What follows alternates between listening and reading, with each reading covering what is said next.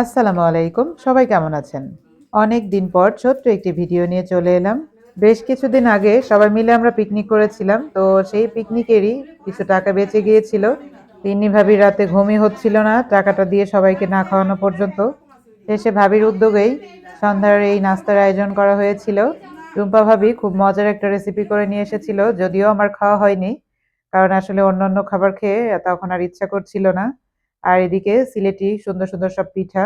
এটা আরকি মিলি ভাবি করেছিল। তো মিলি ভাবির বাসাতেই এই খাবারের আয়োজনটা ছিল। আর আমি একটা কেক নিয়ে এসেছিলাম বাচ্চাদের জন্য।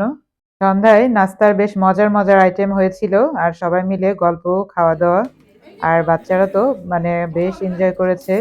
মানে যেকোনো প্রোগ্রামে আসলে মানে একই বয়সের যদি বাচ্চারা থাকে তাহলে ওদের ভীষণ মজা হয়।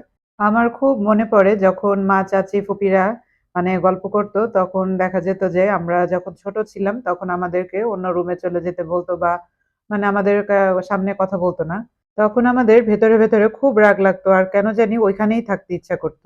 তো এখনকার যে বাচ্চারা ওদের কিন্তু আমরা কাছেই রাখতে চাই কিন্তু ওরা আমাদের কাছ থেকে একটু দূরেই মানে থাকতে পছন্দ করে। সময়ের সাথে, সাথে আসলে মানে কত কিছুর পরিবর্তন হয় সেটাই চিন্তা করি মাঝে, মাঝে। এখনকার এই সময়ের সাথে এটা খুবই নরমাল আর খুবই স্বাভাবিক একটা বিষয়। মাঝে মধ্যে সব ব্যস্ততা দূর করে এভাবে সবাই মিলে একসাথে হলে কিন্তু বেশ ভালোই লাগে। বাচ্চারাও অনেক এনজয় করে আর আমরাও একটু মন খুলে কথা বলতে পারি। অনেকে এরকম বলতে শুনেছি যে মেয়ে মানুষ নাকি একসাথে হলে এই গীবত করা, সমালোচনা করা এগুলাই নাকি বেশিরভাগ করা হয়। তো আমাদের ক্ষেত্রে সত্যি একেবারেই আলাদা।